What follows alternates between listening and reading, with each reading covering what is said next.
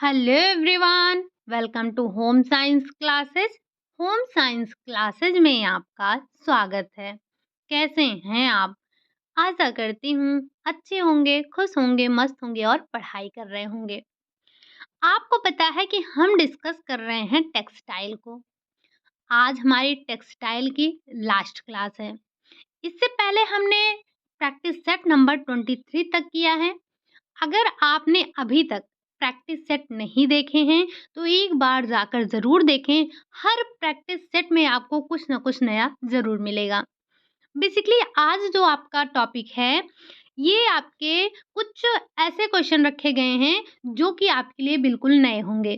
तो आपको परेशान नहीं होना है। करना क्या है? करना कुछ नहीं है, बस चीज़ों को नोट डाउन कर लेना है। जब हम पहली बार कोई चीज़ पढ़ते हैं, तो वो हमें समझ में कम आती है। लेकिन जब हम उन चीज़ों को बार-बार पढ़ते हैं, तो वो चीज़ें हमें आसानी से याद रह जाती हैं। तो जो आज की क्लास होने वाली है, ये आज की क्लास आपको ऐसा नहीं है कि आपने बार-बार प्रैक्टिस किया है या आपको ये हर जगह क्वेश्चन देखने को मिल जाते हैं। तो आज के जो क्वेश्चन हैं, वो बड़े ही इम्पोर्टेंट हैं, नए भी हैं, कहीं न कहीं इन्हें नोट डाउन ज़रूर करिएगा। और अगर आज आपके क्वेश्चन गलत होंगे, तो आपको परेशान नहीं होना है, क्योंकि आपने ना पढ़ा है, ना सुना है। तो जब आप पढ़े नहीं हैं, तो क्वेश्चन ज़ाहिर-सी बात है कि गलत होगी।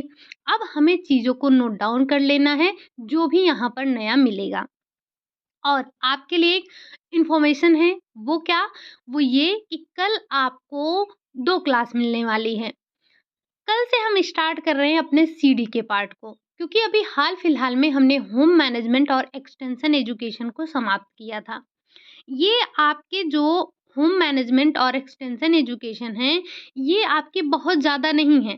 तो हम अगर प्रैक्टिस करेंगे, तो लगभग 15-15 प्रैक्टिस सेट में इन दोनों को समाप्त कर लेंगे। लेकिन सीडी जो हमने पढ़ा था, वो हमें पढ़े काफ़ी दिन हो गया और आप लोग इतने तत्पर तो हैं नहीं कि रिवीज़न करते रहेंगे। तो सबसे पहले हम टेक्सटाइल के बाद अब क्या करेंगे, अब हम सीडी के क्वेश्चन को डिस्कस करेंगे। तो कल आपकी सीडी की पहली क्लास होगी, यानी कि कल हम 2 क्लास देखेंगे। एक तो आपको 12 पीएम पे मिलने वाली है और दूसरी आपको जो मिलेगी आपके ही टाइम पर, रेगुलर जो टाइम है आपका 3 पीएम उस पर मिलेगी। तो कल 2 क्लास लेने के लिए रेडी रहिएगा और आज के क्लास को हम स्टार्ट करते हैं, डिस्कस करते हैं आज के अपने पहले क्वेश्चन को। आपको बताना है, पहला क्वेश्चन पूछ रहा है, इनमें से कौन-सी परिसज्जा नहीं है? तह लगाना, इस्त्री करना, कलफ लगाना, कैलेंडरिंग करना। तो जब आपने परिसज्जा का टॉपिक पढ़ा था, तो आपने ये देखा था कि हम क्या करते हैं, इस्त्री करते हैं। इस्त्री करते हैं, कलफ लगाते हैं, कैलेंडरिंग करते हैं। ये सारी की सारी प्रोसेस हम परिसज्जा के अंतर्गत ही करते हैं। लेकिन हम इसमें तह लगाने की बात नहीं करते हैं। तो आपकी परिसज्जा में क्या नहीं शामिल है? तह लगाना आपकी परिचर्या में शामिल नहीं है। अब जब आपने ये देख ही लिया है कि परिचर्याएँ हमारी 3 हैं, इस्त्री करना, क्लफ लगाना और कैलेंडरिंग करना। तो आप ये बहुत अच्छे से जानते भी हैं कि हम परिचर्या 2 प्रकार से करते हैं। एक तो हम रासायनिक परिचर्या करते हैं और एक तो हम यांत्रिक परिचर्या करते हैं। तो ज़रा आप हमें ये बताइए कि इनमें तीनों में कौन-सा आपका रासायनिक परिचर्या है और कौन-सा आपका यांत्रिक परिचर्या है? क्वेश्चन ऐसे भी फ्रेम किए जाते हैं कि निम्नलिखित में से कौन-सा आपका रासायनिक परिचर्या है और कौन-सा आपका यांत्रिक परिचर्या है? ठीक? चलिए, बढ़ते हैं अगले क्वेश्चन, क्वेश्चन नंबर 2 पर। परिचालक के हस्तक्षेप की आवश्यकता नहीं पड़ती। कहाँ पर नहीं पड़ती? क्या हस्तचलित मशीन में नहीं पड़ती? क्या पूर्णतया स्वचालित मशीन में नहीं पड़ती? या अर्धचलित मशीन में नहीं पड़ती? या फिर धुलाई घर में नहीं आवश्यकता पड़ती है? तो ये हस्तचलित जब हम बात करते हैं, परिचालक के हस्तक्षेप की आवश्यकता नहीं होती है, तो जो हमारे पूर्णतया स्वचालित मशीन होते हैं, उनमें हमें हस्तक्षेप की आवश्यकता नहीं होती है। जब वो पूर्णतया स्वचालित है, तो उसमें हमें हस्तक्षेप करने की क्या आवश्यकता है? ठीक? चलिए, अगला क्वेश्चन है क्वेश्चन नंबर 3। निम्नलिखित में से किसका अपना स्वयं का धुलाई घर विभाग होता है? क्या होटल का होता है? क्या स्कूल का होता है? हॉस्टल में होता है या फिर आपके होटल और हॉस्टल दोनों में होता है? जब आप बात करते हैं धुलाई घर की, तो स्कूल में क्या धुलाई घर रखे जाते हैं? नहीं, स्कूल में धुलाई घर नहीं रखे जाते हैं। लेकिन जब हम बात करते हैं होटल और हॉस्टल की, तो इन दोनों जगहों पर इनके अपने स्वयं के धुलाई घर होते हैं, ठीक? तो यहाँ पर उपरोक्त मतलब ये 4th वाला ऑप्शन आपका राइट हो जाएगा। पहला ऑप्शन और तीसरा ऑप्शन आपका सही है, ठीक? क्योंकि हम हॉस्टल और होटल दोनों में ही देखते हैं धुलाई घर को, ठीक? चलिए, अगला क्वेश्चन है क्वेश्चन नंबर 4। अब ये क्वेश्चन थोड़े से बड़े-बड़े मिलेंगे क्योंकि ये आपके एनसीईआरटी बेस्ड बुक के हैं और आप ये बहुत अच्छे से जानते हैं कि जो हमारी एनसीईआरटी बुक होती है, उसकी लैंग्वेज थोड़ी-सी टफ होती है, ठीक?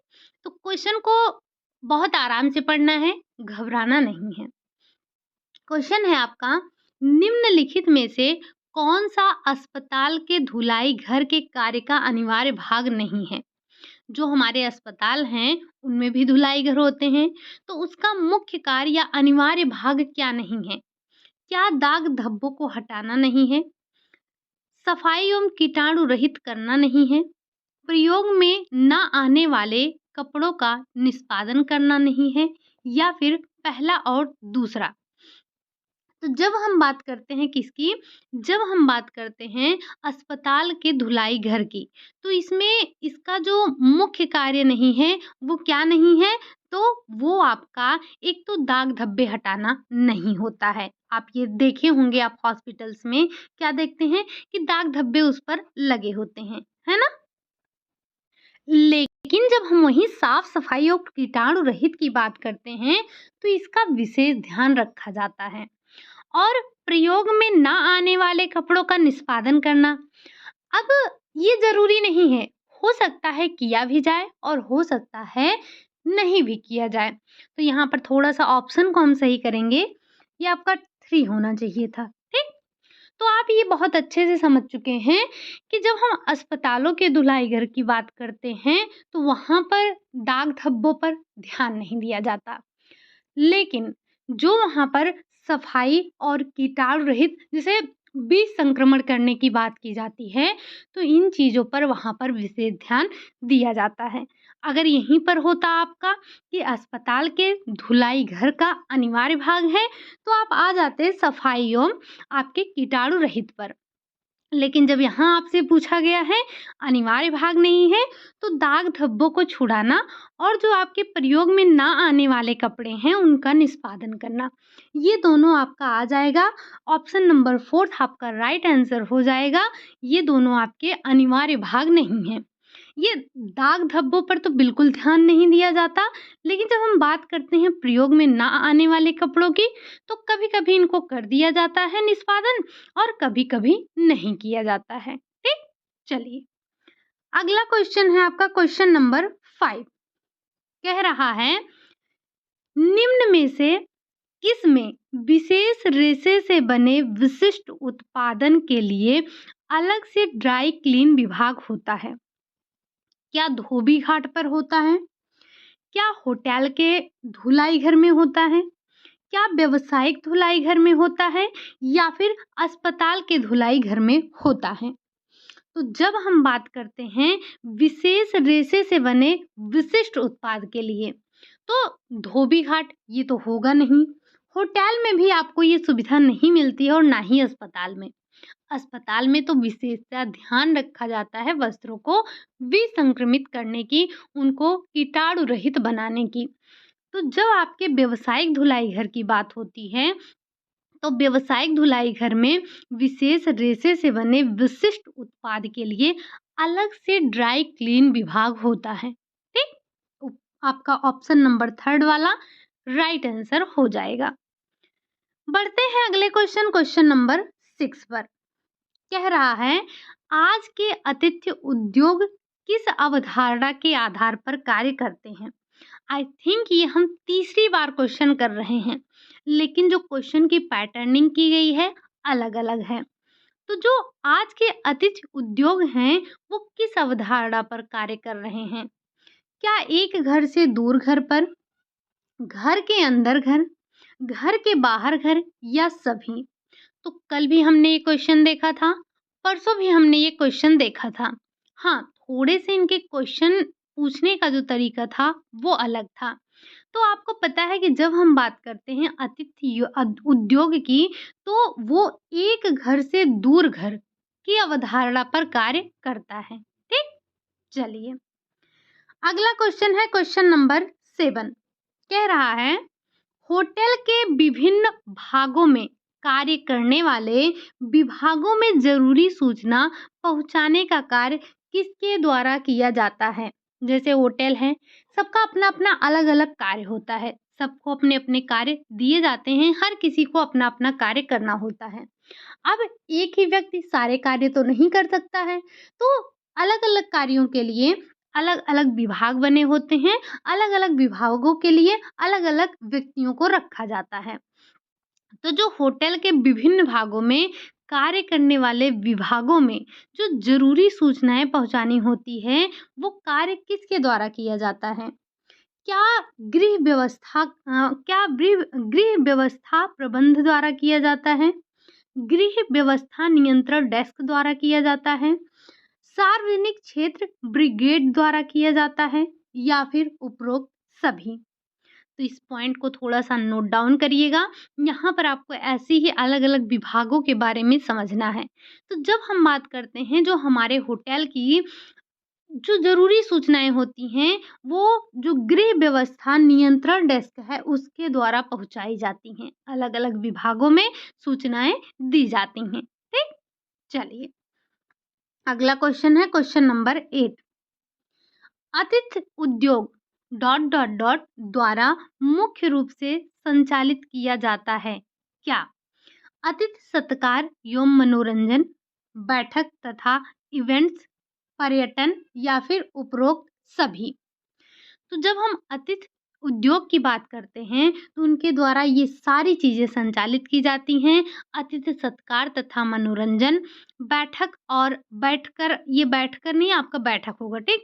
बैठक और आपका इवेंट्स जो है, पर्यटन, ये सारे आपके इनके द्वारा संचालित किए जाते हैं, ठीक? अगला क्वेश्चन है क्वेश्चन नंबर 9। लॉबी प्रबंधन का मुख्य कार्य क्या है? एक्चुअली आपने ये चीज़ें पढ़ी नहीं हैं, क्योंकि ये आपको हमारी जो एनसीईआरटी बेस्ड बुक है, या जो एनसीईआरटी की बुक है 11th और 12th की, वहाँ पर ये चीज़ें आपको देखने को मिलती हैं। तो आपको थोड़ा-सा इनके बारे में समझ कर रखना है, ठीक? लॉबी प्रबंधन का मुख्य कार्य क्या है? अतिथियों के लिए लॉबी का प्रबंधन, सभी वर्दीधारी कर्मचारियों की सेवाओं का संगठन, अतिथियों को संपर्क सुविधा देना, या फिर उपरोक्त सभी? यहाँ पर बात किसकी हो रही है? बात हो रही है लॉबी प्रबंधन की। किसकी बात हो रही है? लॉबी प्रबंधन की बात हो रही है। तो जो लॉबी प्रबंधन का मुख्य कार्य होता है, वो क्या होता है? वो ये होता है कि जो आपके सभी वर्दीधारी कर्मचारी हैं, सभी वर्दीधारी कर्मचारियों की सेवाओं का संगठन करना होता है, ठीक? जैसे हमने आपको पहले ही बताया कि हमारे होटल में अलग-अलग विभाग होते हैं, और उन विभागों के लिए अलग-अलग व्यक्तियों को रखा जाता है। हर व्यक्ति के, हर विभाग के अपने अलग-अलग कार्य होते हैं, तो हर कोई अपने-अपने कार्यों को देखता है। अब एक ही कार्य, मतलब सारे कार्य एक ही व्यक्ति तो नहीं कर सकता है, तो उसके लिए हमने सबको अलग-अलग लोगों को रखा है। तो जो लॉबी प्रबंधन होता है, उसका मुख्य कार्य ये होता है कि सभी वर्दीधारी कर्मचारियों की सेवाओं का संगठन करना, ठीक? चलिए, अगला क्वेश्चन है क्वेश्चन नंबर 10। कह रहा है, कर्मचारियों की पाली, पाली मतलब शिफ्ट, जैसे होता नहीं है कि एक लोग सुबह की पाली में आएँगे, शाम की पाली में आएँगे, तो शिफ्ट शिफ्ट की बात हो रही है।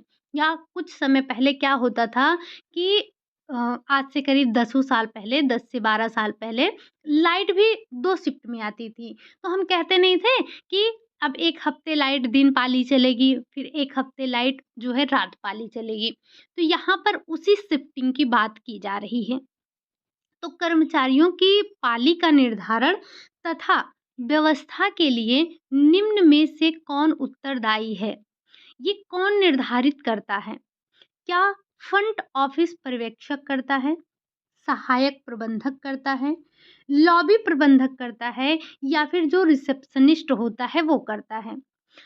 आपने देखा होगा हर एक होटल में क्या होते हैं, रिसेप्शनिस्ट होते हैं।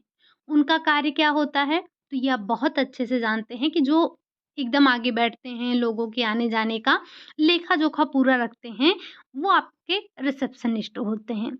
लेकिन जब हम बात कर रहे हैं कर्मचारियों के पाली के निर्धारण और व्यवस्था की बात कर रहे हैं, तो ये आपका फ्रंट ऑफिस पर्यवेक्षक करता है, ठीक?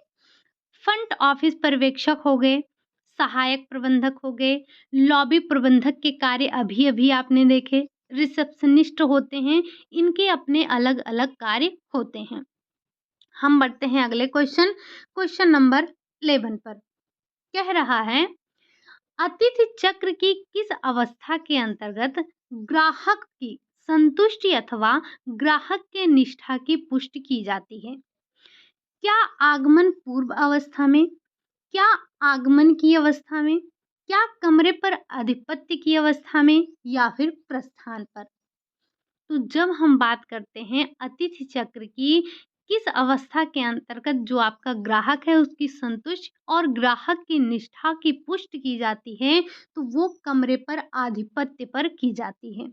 ये आपके क्या होते हैं? ये आपके अतिथि चक्र हैं। आगमन पूर्व, आगमन अवस्था, कमरे पर आधिपत्य और फिर प्रस्थान करते हैं। ठीक? चलिए, अगला क्वेश्चन है क्वेश्चन नंबर 12। यदि किसी व्यक्ति को होटल में सेफ डे पार्टी के रूप में नौकरी मिली है, तो उसे कौन सा कार्य सौंपा जाएगा? बेसिकली यहाँ पर आपसे पूछा जा रहा है सेफ डे पार्टी का कार्य क्या होता है? मतलब कोई व्यक्ति है, उसको मिला है सेफ डे पार्टी की नौकरी मिली है किसी होटल में, तो उसको कौन सा कार्य दिया जाएगा?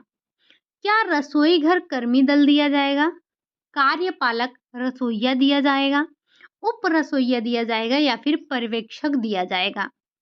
ये अलग-अलग आपके विभाग हैं, अलग-अलग कार्य हैं। तो जब हम सेफ डे पार्टी की बात करते हैं, तो सेफ डे पार्टी को जो जिस व्यक्ति को नौकरी मिली है, उसे हम पर्यवेक्षक का कार्य सौंपेंगे। ठीक? अगला क्वेश्चन है क्वेश्चन नंबर 13। कह रहा है, रेस्तरां के समग्र काम-काज के प्रबंधन के लिए कौन जिम्मेदार है? जो किसी भी रेस्टोरेंट में कोई भी काम-काज हो रहा है, तो उसके प्रबंधन के लिए कौन जिम्मेदार होगा? क्या रेस्तरां प्रबंधक होगा? क्या गृह अनुरक्षक होगा? परिचर होगा या फिर डेस्क नियंत्रण पर्यवेक्षक होगा? तो भाई जो काम-काज प्रबंधन देखने की ज़िम्मेदारी होगी, वो किसकी होगी? तो वो जो रेस्तरां प्रबंधक है, उसी की तो होगी। मैनेजर की ही तो होती है देखभाल करने की ज़िम्मेदारी, तो किसकी होगी? जो रेस्तरां प्रबंधक है, उसकी ज़िम्मेदारी होगी कि रेस्तरां के सारे काम-काज वही देखेगा। ठीक? अगला क्वेश्चन है क्वेश्चन नंबर 14। कहा जा रहा है, निम्नलिखित में से कौन-सा अतिथि चक्र का हिस्सा नहीं है? अभी आपने 2 क्वेश्चन पहले अतिथि चक्र का हिस्सा देखा था। क्या? क्या आगमन नहीं है, मनोरंजन नहीं है, कमरे पर आधिपत्य नहीं है या फिर प्रस्थान नहीं है? तो आपको ये बहुत अच्छे से पता है कि जब हम अतिथि चक्र की बात अभी-अभी किए थे, तो उसमें आगमन की बात हमने की थी। कमरे पर आधिपत्य की बात हमने की थी। अब आगमन में चाहे आगमन के पूर्व की बात की जाए या फिर आगमन के समय की बात की जाए और प्रस्थान की भी बात हमने की थी। बचा क्या? बचा आपका मनोरंजन। तो ये अतिथि चक्र का हिस्सा नहीं होता है आपका। अतिथि चक्र के हिस्से में आगमन, कमरे पर आधिपत्य, प्रस्थान ये आता है, मनोरंजन नहीं आता है। बढ़ते हैं अगले क्वेश्चन नंबर 15 पर। कहा जा रहा है, होटल के बाहर के भूदृश्य की व्यवस्था का कार्य है क्या? गृह व्यवस्थापन कौन करता है? गृह व्यवस्था नियंत्रण डेस्क का है, अतिथि गृह ब्रिगेड का है, खोया पाया अनुभाग का है या फिर उद्यान तथा पुष्प प्रबंधन टीम का है। तो आप बात कर रहे हैं होटल के बाहर जो भूदृश्य है, मतलब जैसे होटल के बाहर जो भी आपको दिखता है, वहाँ की चाहे हम बात करें जो फुलवारी वगैरह लगी हैं, जो बाग-बगीचे छोटे-छोटे फूलों के लगाए जाते हैं होटल के बाहर, तो जो उसका भूदृश्य है, वो देखने का कार्य किसका होगा? वो तो आपकी उद्यान और पुष्प प्रबंधन टीम का ही होगा ना। क्योंकि उद्यान की देखभाल कौन करेगा? वही जो आपका उद्यान प्रबंधक टीम होगी, ठीक? तो आपने देखा होगा होटल की बात करें या आपने अमूमन स्कूलों में भी देखा होगा कि जो हमारा कॉलेज होता है, वहाँ की जो आपकी भूदृश्य होती है, वहाँ पर छोटे-छोटे फुलवारियाँ लगाई जाती हैं, छोटे-छोटे पौधे भी लगाए जाते हैं, तो उनकी देखभाल कौन करता है? बच्चे करते हैं कि जो वहाँ पे लिपिक कार्य करते हैं, वो करते हैं, क्लर्क करते हैं? नहीं भाई, ना तो टीचर करेगा, ना तो प्रबंधक करेगा, प्रिंसिपल करेगा, करेगा कौन? तो जो उस उद्यान का जो उद्यान की टीम होगी, जो उस पुष्प प्रबंधन की टीम होगी, वही करेगी, ठीक? चलिए, अगला क्वेश्चन है क्वेश्चन नंबर 16। इस क्वेश्चन को थोड़ा-सा ध्यान में रखिएगा। अतिथि चक्र के चरण की बात की जा रही है और इसी चरण को हमें ध्यान रखना होता है। 4 चरण होते हैं। पहला है आगमन पूर्व, दूसरा आपको बताना है, तीसरा है कमरे पर आधिपत्य और चौथा है प्रस्थान। तो क्या दूसरा आपका आगमन होगा, स्वागत होगा, आगमन के बाद होगा या फिर चॉक आउट होगा? जब हम बात करते हैं अतिथि चक्र के चरण की, तो इसमें आगमन पूर्व आता है, उसके बाद आगमन आएगा, आगमन के बाद कमरे पर आधिपत्य आएगा और लास्ट में व्यक्ति प्रस्थान करेगा। तो यही 4 चक्र होते हैं, इनको आप थोड़ा-सा ध्यान रखिएगा क्योंकि ये क्वेश्चन आपने 2-3 देख लिए, बस इनके क्वेश्चन पूछने का जो तरीका था वो थोड़ा-सा अलग था। बढ़ते हैं अगले क्वेश्चन, क्वेश्चन नंबर 17। ये भी आपका है रश्मि, मतलब नाम है एक, रश्मि को एक मोटेल में दूसरी मंजिल की साफ-सफाई और रख-रखाव की ज़िम्मेदारी मिली है। वह वहाँ किस रूप में कार्य कर रही है? मतलब किस विभाग में उसको काम मिला है? क्या तल पर्यवेक्षक के रूप में कार्य कर रही है? क्या कमरा कमरा परिचर के रूप में कार्य कर रही है? या फिर वो एक मददगार है? या फिर वो एक आंतरिक सज्जाकार है? तो जब हम बात कर रहे हैं मोटेल के दूसरे मंजिल की साफ-सफाई और उसके रख-रखाव का कार्य कर रही है रश्मि, तो रश्मि को कौन-सा विभाग मिला है? रश्मि को मिला है तल पर्यवेक्षक का विभाग मिला है। ठीक? अगला क्वेश्चन है क्वेश्चन नंबर 17-18 है सुमित। ये भी एक व्यक्ति हैं। सुमित एक टेबल को साफ करता है और होटल में स्वच्छता और स्वच्छता के मानक को देखता है। वो किस विभाग में कार्यरत है? मतलब बेसिकली आपको ये बताया जा रहा है कि कैसे अलग-अलग विभागों में लोग कार्य कर रहे हैं या अलग-अलग विभाग में जो लोग कार्य कर रहे हैं वो किस विभाग के अंतर्गत आता है। जैसे ये जो सुमित है, ये क्या कर रहा है? वो जो टेबल है, टेबल की साफ-सफाई कर रहा है और होटल में स्वच्छता और स्वच्छता के मानक को देख देख रहा है। तो वो किस विभाग में है?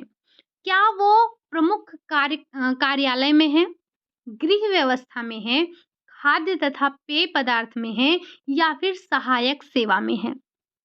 तो ध्यान रखिएगा, ये जो सुमित हैं, सुमित खाद्य तथा पेय पदार्थ में खाद्य और पेय पदार्थ के विभाग में कार्यरत हैं। ठीक? चलिए, अगला क्वेश्चन है क्वेश्चन नंबर 19। कह रहा है आपको होटल में नौकरी मिली है। क्या हुआ है? आपको एक होटल में नौकरी मिली है और आपकी ज़िम्मेदारी ये है कि आप सभी वर्दीधारी सेवाओं को व्यवस्थित करें और उनकी निगरानी करें और उन्हें नियंत्रित भी करेंगे। तो आपको यहाँ पर किसके रूप में नियुक्त किया गया है? अगर आपको याद हो तो अभी ये क्वेश्चन आपने 6-7 क्वेश्चन पहले किया था। कि सभी वर्दीधारी सेवाओं की व्यवस्था करना किसका काम है? क्या रिसेप्शनिस्ट ये करेगा?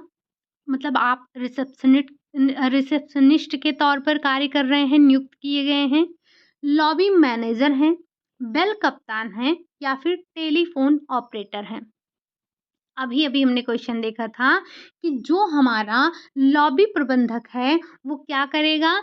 सभी वर्दीधारी सेवाओं को व्यवस्थित करेगा, उसकी निगरानी करेगा और उनको नियंत्रित भी करेगा। तो ये अलग-अलग विभाग के लोगों की अपने-अपने कार्य हैं। ठीक? चलिए, अगला क्वेश्चन है क्वेश्चन नंबर 20। क्वेश्चन थोड़े से बड़े हैं बट आसान हैं। थोड़ा-सा आप पेशेंस के साथ इनको पढ़ेंगे तो आसानी से समझ में आएगा। यहाँ भी आपको बताया जा रहा है कि आपको एक होटल में नौकरी मिली है। अब आपकी ज़िम्मेदारी यहाँ पर क्या है? आपकी ज़िम्मेदारी ये है कि आप मेहमानों के जाने की सूची फ्रंट ऑफिस को देने की तथा कमरा खाली होने पर उसे पुनः साफ करेंगे। आप आपको नौकरी मिल गई होटल में, लेकिन आपको करना ये है कि आपकी ज़िम्मेदारी ये है कि मेहमान के जाने की सूची आप फ्रंट ऑफिस को देंगे और कमरा खाली जब हो जाएगा तो आप उसकी साफ-सफाई करेंगे। अगर साफ-सफाई नहीं करेंगे तो दूसरा अतिथि आकर कैसे रहेगा? क्या वो आकर साफ-सफाई करेगा फिर रहेगा? नहीं। तो आप अभी किसके तौर पर नियुक्त किए गए हैं? क्या आप तल पर्यवेक्षक के रूप में हैं? कमरा परिचर के रूप में हैं? या आप डेस्क नियंत्रण पर्यवेक्षक के रूप में हैं? या आप सहायक गृह अनुरक्षक के रूप में हैं? तो आप क्या कर रहे हैं यहाँ पर? यहाँ पर आप सहायक गृह अनुरक्षक के रूप में कार्य कर रहे हैं या नियुक्त किए गए हैं। ठीक? चलिए, अगला क्वेश्चन है क्वेश्चन नंबर 21। कहा जा रहा है रसोई संचालन में योजना, आयोजन और नियंत्रण के लिए उत्तरदायी है। कौन? कार्यकारी शेफ है, किचन स्टीवर्ड है, शेफ डे पार्टी है या फिर उप शेफ है। तो यहाँ पर थोड़ा-सा ध्यान रखेंगे, जब हम कार्यकारी शेफ की बात करेंगे, तो ये जो आपका कार्यकारी शेफ है, ये रसोई संचालन में योजना, आयोजन और नियंत्रण के लिए उत्तरदायी है। अच्छा, आपने ये योजना, नियंत्रण और मूल्यांकन, ये आपने कहीं पर सुना है? होम मैनेजमेंट में सुना है। कौन-कौन सा? आयोजन, नियंत्रण और मूल्यांकन। ये तीनों हैं क्या? क्या गृह प्रबंधन के तत्व हैं, चरण हैं या फिर विशेषता है? क्या चीज़ है ये तीनों? नियोजन, नियंत्रण, मूल्यांकन, या हम इसी में एक और ऐड कर दें तो आयोजन, नियोजन और आपका नियंत्रण, मूल्यांकन। ठीक? चलिए, अगला क्वेश्चन है क्वेश्चन नंबर 22। यहाँ पर आपसे बात की जा रही है श्रीमान जी की। श्रीमान संजीव अपनी छुट्टियों के दौरान प्रकृति के करीब रहना पसंद करते हैं, जहाँ हाइकिंग और रोमांचक खेलों में भाग ले सकें वो। निम्न में से उनके लिए कौन-सा विकल्प सबसे उपयुक्त होगा? जो संजीव जी हैं, ये छुट्टी के दौरान प्रकृति के पास रहना पसंद कर रहे हैं और ये ऐसी जगह को चूज़ करना चाहते हैं, जहाँ पर इनको हाइकिंग और रोमांचक खेल देखने को या खेल में भाग लेने का मौका मिले। अब उन्हें कहाँ पर रहना चाहिए? क्या किसी होटल में रहना चाहिए? किसी रिसॉर्ट में रहना चाहिए? किसी कैंप में या फिर शिविर में होना चाहिए? या फिर ये किसी लॉज में जाकर रह सकते हैं? तो ऐसे लोगों के लिए हमें कहाँ पर होना चाहिए? इनको किसी ऐसे सुसज्जित कैंप या फिर शिविर में होना चाहिए। ठीक? चलिए, अगला क्वेश्चन है आपका 23। क्या कह रहा है? कह रहा है कि ये मनीष हैं। मनीष अपने गाँव की दुकान का सामान लेने के लिए अक्सर शहर जाते हैं। जैसे जो आपने देखा होगा छोटे-मोटे दुकान होते हैं, तो वो माल उठाने के लिए, सामान लेने के लिए कहाँ जाते हैं? शहरों में जाते हैं। ठीक? तो ये जब गाँव से अपने जा रहे हैं शहर में, तो वहाँ इनको सारा दिन खरीदारी करने में चला जाता है। अब रात के समय ये लौट नहीं सकते हैं। उन्हें उस शहर में केवल रात गुज़ारनी है। समझ पा रहे हैं आप? जैसे जैसे बहुत अच्छा-सा एग्ज़ाम्पल आप ले सकते हैं। आपको जाना है एग्ज़ाम देने, ठीक? एग्ज़ाम देने जाना है आपको, आप सुबह निकले, सारा दिन आपने ट्रैवल किया और शाम को पहुँचे और फिर सुबह ही आपको एग्ज़ाम देना है, उसके बाद वापस लौट आना है। तो वैसे ही ये जो मनीष हैं, मनीष को भी अपने दुकान का सामान लेने के लिए जाना है शहर और ये सारा दिन जो है खरीदारी करेंगे, उसके बाद इनको रात भर वहाँ पर रुकना है और ये सुबह फिर वापस अपने घर चले आएँगे। तो ऐसे में इनके लिए क्या अच्छा रहेगा?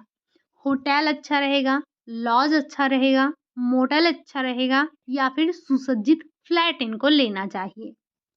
तो जब हम बात कर रहे हैं सिर्फ़ इनको अगर रात भर रुकना है, तो इसके लिए इनको लॉज अच्छा पड़ेगा, इनको लॉज में रहना चाहिए। ठीक? चलिए, अगला क्वेश्चन है क्वेश्चन नंबर 24। निम्न में से किसके कारण एक स्थान से दूसरे स्थान के बीच यात्राओं का चलन बढ़ गया है? क्यों हम एक स्थान से दूसरे स्थान बहुत ज़्यादा ट्रैवल कर रहे हैं? क्या पर्यटन के कारण, चिकित्सीय कारण से, धार्मिक यात्राओं से या फिर उपरोक्त सभी कारण से? तो अभी क्या चल रहा था? महाकुंभ चल रहा था। यात्राएँ बहुत ज़्यादा हो रही थी, इतना भीड़-भाड़ हो गया था, लोग एक स्थान से दूसरे स्थान आए जा रहे थे, जाए जा रहे थे। तो इसका एक कारण धार्मिक भी होता है, चिकित्सीय कारण भी होता है कि हमें ट्रैवल करना पड़ता है और साथ ही साथ पर्यटन भी। मतलब कि ये सारे के सारे कारण होते हैं एक स्थान से दूसरे स्थान के बीच जो यात्राओं का चलन बढ़ गया है, तो ये सारे के सारे कारण हैं। किसी को घूमने जाना है, तो किसी को चिकित्सा के लिए जाना है, किसी को अपने धार्मिक आस्था है उसके लिए जाना है। ठीक? चलिए, अगला क्वेश्चन है क्वेश्चन नंबर 25। यदि कोई व्यक्ति भारत से ब्रिटेन अपने घुटने के ऑपरेशन के लिए जाए तो इस प्रकार की यात्रा को कौन सी यात्रा की संज्ञा दी जाएगी? क्या धार्मिक पर्यटन होगा, चिकित्सीय पर्यटन होगा, व्यापारिक यात्रा होगा या फिर इनमें से कोई नहीं? तो जब व्यक्ति अपने घुटने के ऑपरेशन के लिए जा रहा है, तो वो चिकित्सीय पर्यटन के लिए जा रहा है। अगर यहीं वो कुछ सामान लेने के लिए जा रहा होता कहीं बाहर, तो वो व्यापारिक यात्रा के लिए जा रहा होता। अभी वो कुंभ नहाने के लिए आ रहा होता या कहीं और किसी देवी-देवता के दर्शन के लिए जा रहा होता, तो ये उसका धार्मिक पर्यटन के अंतर्गत आ जाता। ठीक? चलिए, अभी वो कहाँ जा रहा है? अभी वो चिकित्सीय पर्यटन के लिए जा रहा है। बढ़ते हैं अगले क्वेश्चन, क्वेश्चन नंबर 26। कह रहा है अतिथि चक्र की अवस्था में निम्न में से क्या शामिल नहीं है? आगमन नहीं है, प्रस्थान नहीं है, आगमन पूर्व नहीं है या फिर पर्यटन नहीं है। तो जब हम बात करते हैं किसकी? अतिथि चक्र की, तो हमने बताया था कि आगमन होगा। आगमन सबसे पहले आपका आगमन पूर्व होगा, आगमन होगा, कमरे पर आधिपत्य होगा और लास्ट में आपका प्रस्थान होगा। ये आपके पर्यटन जो है, ये आपके अतिथि चक्र के अंतर्गत नहीं आता या फिर अतिथि चक्र की अवस्था के अंतर्गत नहीं शामिल किया जाता है। ठीक? चलिए, अगला क्वेश्चन है क्वेश्चन नंबर 27। आज के युग में लोग किस कारण से यात्रा कर रहे हैं? क्या व्यापार के लिए कर रहे हैं? सब्जी खरीदने के लिए कर रहे हैं? स्वास्थ्य की देखभाल के लिए कर रहे हैं या फिर व्यापार और स्वास्थ्य की देखभाल दोनों के लिए कर रहे हैं? तो हमें पता है ना कि व्यापार के लिए लोग एक जगह से दूसरे जगह जा रहे हैं, यात्राएँ कर रहे हैं। अरे भाई सब्ज़ी तो हमारे मोहल्ले में भी आ जाती है। सब्ज़ी हमारे मोहल्ले में भी आ जाती है, हमें इसके लिए यात्रा करने की ज़रूरत नहीं है, हमारे चौराहे पर सब्ज़ी मिल जाती है। लेकिन जब हम बात करते हैं व्यापार और स्वास्थ्य देखभाल की, तो इन दोनों के लिए हमें यात्रा करने की आवश्यकता होती है। जैसे अभी आपने देखा था एक व्यक्ति था ब्रिटेन जा रहा था अपने घुटने की दवा लेने। ठीक? अगला क्वेश्चन है क्वेश्चन नंबर 28। क्वेश्चन थोड़ा-सा बड़ा है आपका आराम से पढ़ेंगे, घबराना नहीं है। क्वेश्चन नंबर 28 में आपको बताना है, इसमें से कौन-सा कथन आपका गलत है? देख लेते हैं। पहला है होटल एक व्यापारिक प्रतिष्ठान है जो अतिथियों को आवास, भोजन और अन्य सुविधाएं देता है। तो ये बात तो बिल्कुल सही है। होटल क्या है? होटल आपका एक व्यापारिक प्रतिष्ठान तो ही है और वो अतिथियों को भोजन, आवास, अन्य सुविधाएं भी दे रहा है। ये बात आपकी बिल्कुल सही है, ये तो गलत नहीं है। दूसरा देखते हैं, प्रमुख कार्यालय कार्मिक के चेहरे के लिए चेहरे पर मुस्कान होना सर्वाधिक अस्थायी योग्यता है। ये बात भी बिल्कुल सही है। जो प्रमुख कार्यालय है, उसका जो कार्मिक है, अगर उसका चेहरा गुस्से में होगा, वो आपको हमेशा गुस्से में दिखेगा, तो ये तो उसकी अच्छी योग्यता नहीं है ना। उसके चेहरे पर हमेशा मुस्कान होनी चाहिए, ठीक? ये बात भी बिल्कुल सही कही गई है। तीसरा है, आज के अतिथि उद्योग एक घर से दूर घर की अवधारणा पर आधारित कार्य कर रहे हैं। ये बात भी बिल्कुल सही है और इस क्वेश्चन को आप 3 बार कर चुके हैं। आई थिंक ये आपका चौथी बार क्वेश्चन आ रहा है। तो अगर यहाँ से सत्य असत्य पूछा जाएगा तो ये तीनों बातें आपकी सत्य हो जाएंगी, ठीक? अगला देख लेते हैं। चौथा कह रहा है, रसोई घर प्रबंधक भोजन तैयार करने से संबंधित है। प्रबंधक का कार्य कभी भोजन को तैयार करना नहीं होता है, वो कार्य करेगा शेफ जो हमारा होता है, ठीक? तो ये आपका क्वेश्चन ऑप्शन आपका गलत हो गया। क्या कि रसोई घर प्रबंधक भोजन तैयार करने से संबंध रखता है? जी नहीं, ठीक? चलिए अगला क्वेश्चन है, क्वेश्चन नंबर 29। फिरमा हो गया, शालू हो गया, इनका संबंध कहाँ से है? क्या इनका संबंध बिहार से है, पंजाब से है, गुजरात से है या फिर मद्रास से है? हिरमा हो गया, सालू हो गया, नाम आपने सुना होगा। हमने प्रैक्टिस सेट में नहीं लिया तो क्या हुआ, बट हमने इनको अपनी क्लास में देखा है। साथ ही साथ अभी अगर हमने यहाँ पर लिख दिया होता चोप, अभी यहाँ पर हमने लिख दिया होता शोभर, शुभर, शुभर हमने लिख दिया होता, अभी हमने यहीं पर तिलपात्रा लिख दिया होता, तो आपके लिए काम आसान हो जाता। लेकिन इन दोनों को भी ध्यान रखिएगा, जब हम बात करेंगे थिरमा और सालू का, तो इनका संबंध पंजाब की फुलकारी से है, ठीक? अगला क्वेश्चन है क्वेश्चन नंबर 30। फुलकारी के प्रकार हैं कौन? दर्शन द्वार बाग, सूरज बाग, मिर्ची फुलकारी, उपरोक्त सभी। इनको जहाँ पर आपने फुलकारी वाला टॉपिक पढ़ा था, जहाँ पर आपने फुलकारी को लिखा था, वहीं पर ये तीनों नाम और ऐड कर दीजिएगा। ये तीनों भी फुलकारी के ही प्रकार हैं, चाहे हम बात करें दर्शन द्वार बाग की, चाहे हम बात करें सूरज बाग की, या हम बात करें मिर्ची फुलकारी की, तो ये सभी के सभी फुलकारी के ही प्रकार हैं। चाहे हम बात करें चोप की, हम सुभर बोलें, तिलपात्रा बोलें, नीलक बोलें, थिरमा बोलें, कई नाम हैं आपके, कई वहाँ पर कढ़ाइयाँ होती हैं, तो ये भी फुलकारी के ही आपके प्रकार हैं, ठीक? अगला क्वेश्चन है क्वेश्चन नंबर 31। इनमें से थैली का प्रकार है, सुजनी है, और कांथा है, दुर्जनी है या फिर उपरोक्त सभी? सबसे पहले तो आपको ये पता होना चाहिए कि ये तीनों नाम हैं कहाँ से, कहाँ किस स्टेट से इनका संबंध है। तो जब हम बात करेंगे सुजनी, दुर्जनी, और कांथा, लेप कांथा, तो इन सब का संबंध किससे है? इन सब का संबंध है हमारे बंगाल से। कहाँ से? बंगाल से। बंगाल से कांथा नाम आपको याद आया होगा। तो ये जो सुजनी है, दुर्जनी है, और कांथा है, ये क्या चीजें हैं? तो जब हम बात करते हैं थैली की, तो थैली आपकी इनमें से कौन है? दुर्जनी। दुर्जनी एक प्रकार की थैली होती है। सुजनी की अगर हम बात करें तो ये एक प्रकार का चादर होता है। जब और कांथा की बात करते हैं तो ये आपका तकिए का गिलाफ होता है। मतलब ये तीनों का संबंध आपके कहाँ से है? बंगाल से ही है। लेकिन जब हम थैली की बात करेंगे तो नाम आएगा दुर्जनी का, ठीक? बढ़ते हैं अगले क्वेश्चन, क्वेश्चन नंबर 32। आपने भारत के कुछ परंपरागत जो हमारे शिल्प थे, उनका नाम आपने सुना था, और इसको गांठ बांध लीजिएगा, याद कर लीजिएगा, जो हमने भारत के परंपरागत कुछ हस्तशिल्प बताए थे। बड़े ही इम्पोर्टेंट हैं, आपकी एनसीईआरटी में दिए गए हैं, इसका मतलब आपकी जुबान पर रटा होना चाहिए ये, ठीक? जब हम नारियल शिल्प की बात करते हैं तो इनका संबंध कहाँ से है? गुजरात से है, सहारनपुर से है, असम से है या फिर केरल से है? तो नारियल शिल्प का संबंध तो आपके केरल से है, इसको आप जानते हैं।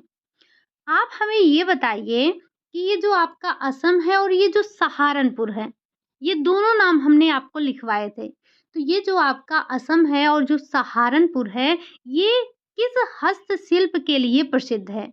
मतलब क्या ये बाँस के खिलौनों के लिए प्रसिद्ध है या चिन्ह-पटन की मूर्तियों के लिए प्रसिद्ध है या फिर कठपुतली के लिए प्रसिद्ध है, किसके लिए प्रसिद्ध है? आपको एक बार बता देना है, ठीक? और मुझे ऐसा लग रहा है कि आपने सिर्फ़ एक बार पढ़ा था, अगर एक बार चीज़ों को आपने पढ़ा है तो ज़रूर भूल जाएँगे।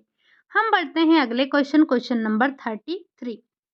ये लीजिए, चन्नपटन की मूर्तियाँ प्रसिद्ध हैं कहाँ की? ओडिशा की, केरल की, कर्नाटक की, गुजरात की। जो ये आपकी चन्नपटन की मूर्तियाँ हैं, ये प्रसिद्ध तो हैं कर्नाटक की। ज़रा हमें ये बताइए, हम आज आपसे तीसरी बार पूछ रहे हैं, क्या कि हमारे भारत में 8 शास्त्रीय नृत्य हैं। क्या कोई ऐसा है जिसको आठों शास्त्रीय नृत्य याद हों, जिस राज्य के हैं? अगर याद हैं, तो एक बार कमेंट बॉक्स में ज़रूर बताइएगा, बहुत ही इम्पोर्टेंट क्वेश्चन है आपका, ठीक? अगर आज भी आप नहीं बताते हैं, तो हम कल आपको इसे टेलीग्राम पर बता देंगे, बट आज आपसे तीसरी बार पूछ रहे हैं। अरे भाई, इतने लोग हो, कम से कम कोई एक ऐसा बंदा तो होना चाहिए जिसको आठों शास्त्रीय नृत्य याद हों, स्टेट के साथ में। बढ़ते हैं अगले क्वेश्चन नंबर 34 पर। यक्षगान कहाँ का पारंपरिक नृत्य है? गुजरात का है, बिहार का है, बंगाल का है या फिर कर्नाटक का है? यक्षगान का संबंध कहाँ से है? ये आपका एक पारंपरिक नृत्य है, लोक नृत्य है, जो कि कहाँ पर किया जाता है? तो ये किया जाता है आपके कर्नाटक में। यक्षगान का संबंध कहाँ से है? कर्नाटक से है, ठीक? बढ़ते हैं अगले क्वेश्चन नंबर 35 पर। क्या कह रहा है? अब इन क्वेश्चनों को भी बड़े ध्यान से पढ़िएगा, क्वेश्चन नए हैं। उम्मीद यही है कि आज के लगभग सारे क्वेश्चन आपको नए लगे होंगे, चीज़ों को आपने समझा होगा। क्वेश्चन नंबर 35 है, लिनन। क्या? लिनन जो जैविक रूप से उगाए जाते हैं या उगाए गए फ्लैक्स से निर्मित होते हैं, जिसमें हम किसी प्रकार के केमिकल का उपयोग नहीं करते हैं, तो उन्हें कहा जाता है, क्या कहते हैं? क्या उन्हें हम रिसाइकल्ड फाइबर कहते हैं? उन्हें हम रिसाइकल्ड लिनन कहते हैं? उन्हें हम ऑर्गेनिक लिनन कहते हैं या हम उन्हें इथिकल लिनन कहते हैं? तो एक पॉइंट आप ध्यान रखेंगे कि जब भी हम, चाहे लिनन हो या कपास हो, अगर हम उनको जैविक रूप से उगा रहे हैं, उसमें हम किसी प्रकार के रसायन का, किसी प्रकार के केमिकल का उपयोग नहीं कर रहे हैं, तो वो आपके ऑर्गेनिक लिनन कहलाएंगे या ऑर्गेनिक कॉटन कहलाएंगे, ठीक? यहाँ हम बात कर रहे हैं लिनन की। रिसाइकल्ड क्या होता है? जिनका आप पुनः उपयोग करते हैं, मतलब जो आपके फाइबर होते हैं, उन फाइबरों को आप फिर से उपयोग कर लेते हैं, तो वो आपके रिसाइकल्ड फाइबर कहलाते हैं, ठीक? यहाँ हम किसकी बात कर रहे थे? लिनन की। तो ऐसा लिनन जो कि जैविक रूप से उगाए जाते हैं, जैविक रूप से फ्लैक्स को उगाया जाता है, उसमें किसी प्रकार के रसायन का हम उपयोग नहीं करते हैं, तो वो आपके ऑर्गेनिक लिनन कहलाते हैं, ठीक? अगला क्वेश्चन है क्वेश्चन नंबर 36। एक ऐसी प्रक्रिया जिसमें कपड़े को पत्थर से धोया जाता है कहलाते हैं। हम कपड़ों को पत्थर से धुलाई करते हैं, उसे हम क्या कहेंगे? क्या उसे हम ड्राई वॉशिंग कहेंगे, स्टोन वॉशिंग कहेंगे, ड्राई क्लीन कहेंगे या हम उसे हाइड्रोफिलिक कहेंगे, ठीक? तो जिन कपड़ों को आप पत्थरों से धुलाई करते हैं, उन्हें हम स्टोन वॉशिंग के नाम से जानते हैं, ठीक? बाकी ड्राई क्लीन आप सभी जानते हैं। कुछ ऐसे टर्म जो कि बस मैंने वैसे ही डाल दिए हैं, इनसे मिलते-जुलते, तो इनका संबंध आप ऐसा मत लगाइएगा कि ड्राई वॉशिंग क्या है, ड्राई क्लीन है, कुछ ऐसे ही मैंने मिलते-जुलते वर्ड इसमें डाल दिए हैं, ठीक? अगला क्वेश्चन है क्वेश्चन नंबर 37। कपड़े पर फंगस की वृद्धि को रोकने के लिए परिचर्या कौन सी करते हैं? क्या फंगल फिनिशिंग करते हैं, एंटी फंगल फिनिशिंग करते हैं, फंगल क्लीनिंग करते हैं या फिर फंगल वॉशिंग करते हैं।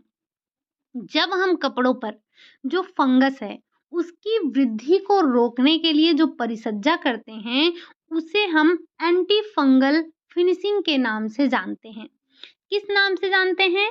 तो उसे हम एंटी फंगल फिनिशिंग के नाम से जानते हैं। बढ़ते हैं अगले क्वेश्चन। क्वेश्चन नंबर 38 कहा जा रहा है एक ऐसा उपचार जो ठंडी परिस्थितियों में कपड़े पर नमी को जमने से रोकता है। अर्थात हम ऐसे कपड़े की बात कर रहे हैं जो कि काफी लो टेम्परेचर पर आपको ठंड से बचाता है। तो उसे हम कहते हैं क्या कोल्ड फिनिशिंग के नाम से जानते हैं, फ्रिज फिनिश के नाम से जानते हैं, एंटी फ्रिज फिनिश के नाम से जानते हैं या फिर ये सभी। जब हम ऐसे कपड़े को तैयार कर रहे हैं जो कि हमें एकदम कड़ाके वाली ठंड से बचा रहा है, मतलब ठंडी परिस्थितियों में उस पर नमी जमने से रोक रहा है, तो ऐसी परिचर्या को हम एंटी फ्रीज फिनिश के नाम से जानते हैं। ये सारी परिचर्याएं की जाती हैं अलग अलग क्षेत्रों में वस्त्रों को पहनने के लिए, उन पर अलग अलग मतलब अलग अलग परिचर्याएं की जाती हैं। अब जैसे इतनी ठंड हमारे यहाँ नहीं पड़ती है कि हम एंटी फ्रीज फिनिश वाले कपड़े पहने, लेकिन आपको पता है कि जो लोग ग्लेशियर में रहते हैं, आपको पता है कि माइनस माइनस मतलब एकदम बर्फ से जमे रहते हैं, तो ऐसे लोगों के लिए हम ऐसे कपड़ों को तैयार करते हैं।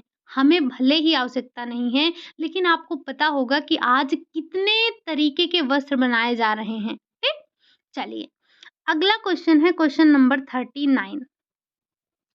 एक ऐसा उपचार जो पानी को दूर करता है जिससे कपड़ा नमी के प्रति प्रतिरोध हो जाता है। कहने का मतलब पानी से बिल्कुल बचा कर रखता है आपको। क्या उसे हम हाइड्रोफोबिक फिनिशिंग कहते हैं, हाइड्रोफिलिक फिनिशिंग कहते हैं, डिहाइड्रोफिलिक फिनिशिंग कहते हैं या फिर इनमें से कोई नहीं? तो जो पानी को दूर रखता है, आपके कपड़े पर नमी के प्रति प्रतिरोध होता है, उसे हम हाइड्रोफोबिक फिनिशिंग के नाम से जानते हैं। जब हम हाइड्रोफिलिक की बात करेंगे, तो हाइड्रोफिलिक का मतलब वो पानी को अपने में एब्ज़ॉर्ब करेगा कुछ न कुछ, और फोबिक का मतलब वो दूर भागेगा। अच्छा, आपने फ़ोबिया का नाम सुना होगा। फ़ोबिया मतलब डर लगना, सुना है ना? तो बस आप इतना ध्यान रखिएगा, जब फोबिक की बात आ गई तो इसका मतलब पानी से डर रहा है, पानी उसमें जाएगा नहीं। मतलब ऐसे आप थोड़ा-सा क्या कर सकते हैं, याद रख सकते हैं। हम बढ़ते हैं अगले क्वेश्चन, क्वेश्चन नंबर 40 पर। 40 नंबर का क्वेश्चन क्या कह रहा है? कह रहा है ऐसे कपड़े जो जैविक तंतुओं से तैयार किए जाते हैं, जिनमें सिंथेटिक रसायन का उपयोग हम नहीं करते हैं, वो कहलाते हैं, क्या कहलाते हैं? क्या वो रिसाइकल टेक्सटाइल कहलाते हैं, बायो टेक्सटाइल कहलाते हैं, ऑर्गेनिक टेक्सटाइल कहलाते हैं या फिर उपरोक्त सभी? अभी-अभी एक 3-4 क्वेश्चन पहले हमने आपसे बात किया था कि ऐसा लिनन जो जैविक तंतुओं से तैयार किया जा रहा है, जिसमें हमने किसी भी प्रकार के किसी रसायन का उपयोग नहीं किया है, तो वो आपका क्या कहला रहा था? वो आपका ऑर्गेनिक लिनन कहला रहा था। साथ ही साथ हमने आपको एक बात और बताई थी, क्या? कि जब हम बात करेंगे कॉटन की, तो मतलब ऐसा कॉटन जो जैविक तंतुओं से तैयार किया जा रहा है, जिसमें आपने किसी भी प्रकार के रसायन का उपयोग नहीं किया है, किसी भी सिंथेटिक रसायन का उपयोग नहीं किया है, तो वो कॉटन आपका ऑर्गेनिक कॉटन कहलाएगा। तो वैसे ही जो कपड़े जैविक तंतुओं से तैयार किए जा रहे हैं, जिसमें आपने किसी प्रकार के रसायन या किसी प्रकार के सिंथेटिक रसायन का केमिकल का उपयोग नहीं किया है, वो आपके ऑर्गेनिक टेक्सटाइल कहलाएँगे। और इस तरह के क्वेश्चन हमने आपको पहले भी करवाया है। तो आपके लिए सारे के सारे प्रैक्टिस सेट इम्पोर्टेंट हैं। हाँ, हमने जो ये प्रैक्टिस सेट करवाया टेक्सटाइल का, इस तरह के क्वेश्चन नहीं करवाए थे। बट इस बात को ध्यान रखिए कि कम से कम हमने दसों क्वेश्चन कुछ इसी तरह से करवाए थे और वो क्वेश्चन ये क्वेश्चन आपके बिल्कुल अलग हैं। तो अगर आपने प्रैक्टिस सेट जो छोड़ा है, जैसे पहले हम क्या करते थे, जब हमने थ्योरी कंप्लीट नहीं की थी, तो हम पूरे मंडे टू सैटरडे क्या करते थे, थ्योरी की क्लासेस लेते थे। उसके बाद हम प्रैक्टिस करते थे। तो जो प्रैक्टिस उस बीच हमने किया था, उसमें कुछ इस तरह के क्वेश्चन डिस्कस किए थे, वो बड़े ही इम्पोर्टेंट हैं। तो हर एक प्रैक्टिस आपको लेना ज़रूरी है, ठीक? चलिए, बढ़ते हैं अगले क्वेश्चन, क्वेश्चन नंबर 41 पर। सामग्रियाँ जिनकी उत्पादन तथा निपटान के दौरान पर्यावरण प्रभाव कम होता है, कहलाते हैं। मतलब ऐसी सामग्रियाँ जिनका उत्पादन और निपटान हमारे पर्यावरण के प्रभाव को कम करता है, हमारे पर्यावरण पर कम नुकसान पहुँचाता है, उसे हम कहते हैं क्या? इथिकल प्रोडक्शन कहते हैं, इथिकल मटेरियल कहते हैं, इको फ्रेंडली मटेरियल कहते हैं, या फिर हम सब कहते हैं। तो ध्यान रखिएगा, ऐसी सामग्रियों की बात कर रहे हैं जिनका उत्पादन और जिनके निपटान से हमारे पर्यावरण पर कम प्रभाव पड़ता है, हमारे पर्यावरण को कम हानि होती है, तो उसको हम इको फ्रेंडली मटेरियल के नाम से जानते हैं। किस नाम से? इको फ्रेंडली मटेरियल के नाम से जानते हैं। आई नो कि ये आपके लिए बिल्कुल नए-नए टर्म होंगे, बट थोड़ा-सा आप इनको 2 बार 3 बार देखेंगे ना, तो अपने आप चीज़ें याद हो जाएँगी, ठीक? चलिए, और ये थोड़ा-सा नया है। चलते हैं अगले क्वेश्चन की तरफ, क्वेश्चन नंबर 42। कहा जा रहा है, कपड़ा तैयार करने की ऐसी तरीका, मतलब कपड़ा तैयार करने का ऐसा तरीका जिसमें पर्यावरण को न्यून हानि हो या दीर्घकालिक स्थिरता को बढ़ाता है, उसे कहते हैं। मतलब कुल मिलाकर हम जो भी कर रहे हैं, अपने पर्यावरण को बचाने के लिए कर रहे हैं। हमारा मेन पर्पज़ क्या है? हमारे पर्यावरण को कम से कम हानि हो।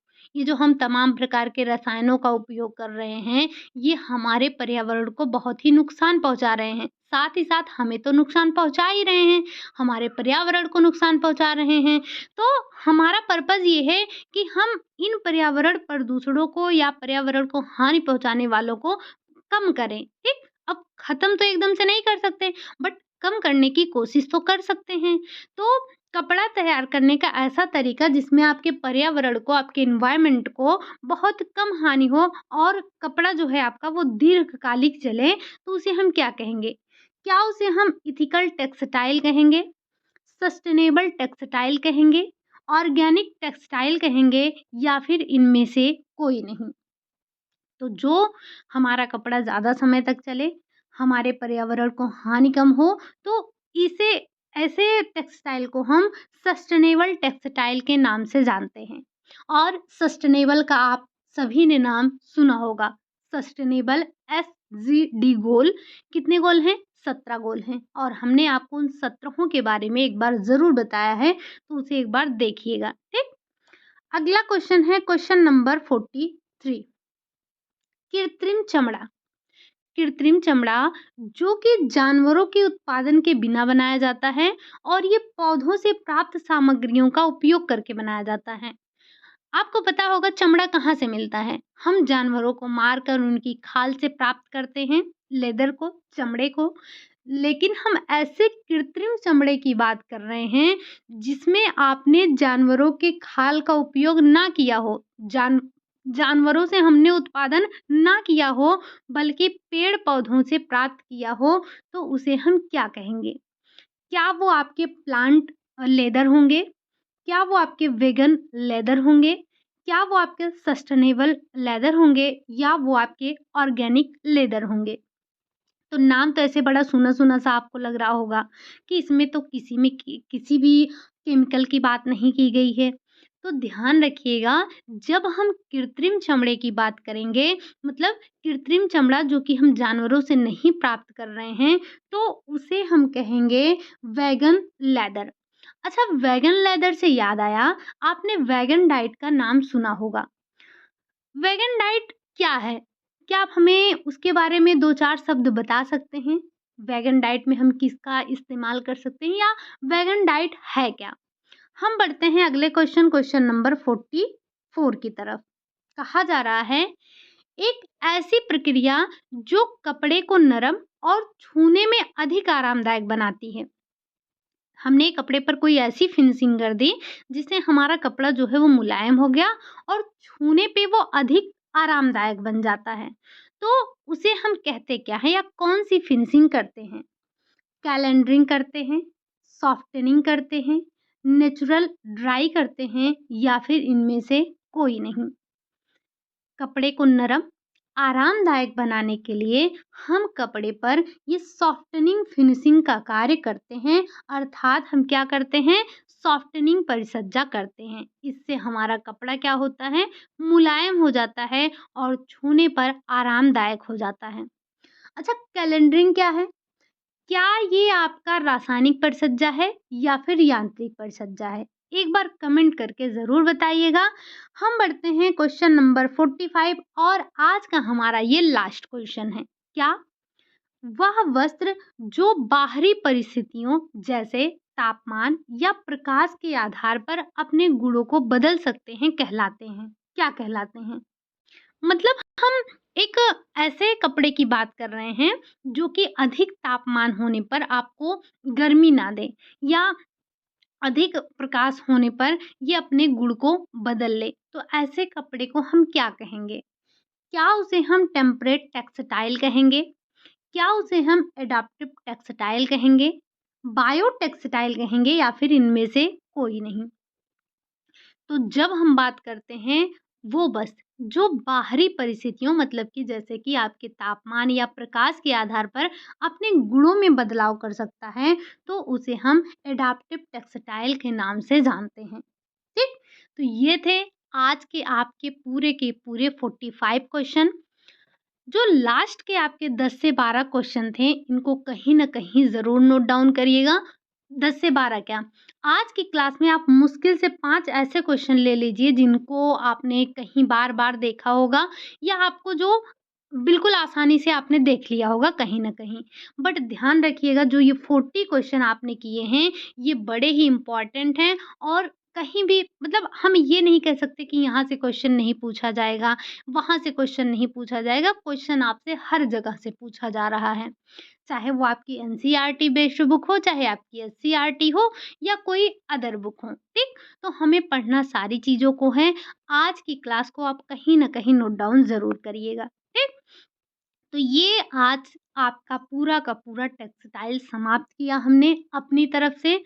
आई थिंक हमने हर एक टॉपिक को टच करने की कोशिश की। एक बार हम देखते हैं कि हमने अभी तक पढ़ा क्या।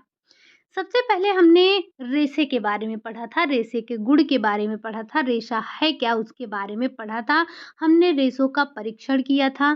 फिर हमने एक-एक रेशे के बारे में पढ़ा, चाहे कपास हो, लिनन हो, रेशम हो, ऊन हो, जूट हो, सब के बारे में पढ़ा। इसी के साथ-साथ हमने कृत्रिम रेशों की बात की, पॉलिएस्टर की बात की, नायलॉन की, रेयॉन की, इन सब के बारे में हमने बात की। और आपको पता है कि रेयॉन और नायलॉन की हिस्ट्री भी कुछ है, तो हमने हिस्ट्री के बारे में भी डिस्कस किया। इसी के साथ-साथ हमने परिसज्जा पर बात की, हमने धागे की कताई देखी, हमने विभिन्न प्रकार के लूम की चर्चा की, तो हमने ओवरऑल अपने पूरे टेक्सटाइल को कवर अप करने की कोशिश की। हमने देखा कि जो हमारे भारत के अलग-अलग राज्यों में अलग-अलग प्रकार के वस्त्र पहने जा रहे हैं, कहाँ पर कौन से वस्त्र पहने जा रहे हैं, इन सब के बारे में हमने चर्चा किया। तो आज हमने पूरे के पूरे अपने टेक्सटाइल को समाप्त कर लिया। कल आपको 2 क्लास मिलेगी। एक आपको मिलने वाली है 12 पीएम पर जिसमें हम देखने वाले हैं सीडी के जो जैसे आपके पास अगर बुक होती है तो आपको पता होता है कि हमें कौन-कौन से टॉपिक पढ़ने होते हैं। जब हमारे पास सबके पास बुक नहीं है तो एक बार हम देख लेते हैं ओवरऑल हमें पढ़ना क्या है और उसके बाद आपकी 3 पीएम पर जो आपकी प्रैक्टिस होती है वो आपको कल आपके सीडी की पहली प्रैक्टिस मिल जाएगी। तो उम्मीद है कि आज का सेशन आपको पसंद आया होगा। आज के क्वेश्चन आपने कहीं न कहीं नोट डाउन ज़रूर किए होंगे। बड़े ही इम्पोर्टेंट क्वेश्चन हैं और नए क्वेश्चन भी हैं। तो इन्हें कहीं न कहीं नोट डाउन करिएगा। क्लास आपको कैसी लगी बताना ना भूलिएगा। जो लोग पहली बार आए हैं चैनल पर तो चैनल को ज़रूर सब्सक्राइब करिएगा। साथ ही साथ ये बताना ना भूलिएगा कि आपने कितने क्वेश्चन सही किए। ज़रा एक बार देखें तो कि आपने 45 में से कितने क्वेश्चन को सही किया है। अगर आपने काफ़ी क्वेश्चन सही किया तो बहुत अच्छी बात है। अगर आपने काफ़ी क्वेश्चन गलत किया तो ये भी अच्छी बात है, क्योंकि आपको नया मिला है, आप इसे कहीं न कहीं नोट डाउन करिएगा और इसे रिवीज़न ज़रूर करते रहिएगा। क्योंकि जब हम नई चीज़ें पढ़ते हैं तो पढ़ना एक बार हमें अच्छा नहीं लगता है, लेकिन जब हम बार-बार वही चीज़ें पढ़ते हैं तो वो हमारे लिए पुरानी हो जाती हैं और हमें आसान भी लगने लगती हैं।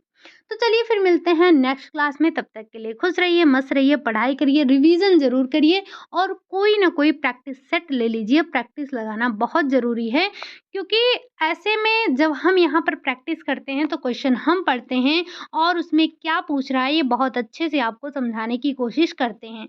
लेकिन जब आप खुद से प्रैक्टिस करते हैं तो क्वेश्चन पढ़ने में कहीं न कहीं आपसे गलती ज़रूर होती है और आप गलत आंसर ज़रूर करते हैं। तो अगर आप प्रैक्टिस करते रहेंगे किसी ना किसी बुक से, तो ये गलतियाँ आपको सुधारेंगी, ठीक? चलिए फिर मिलते हैं नेक्स्ट क्लास में, तब तक के लिए खुश रहिए, मस्त रहिए और पढ़ाई ज़रूर करिए, रिवीज़न करते रहिए। Bye bye, take care.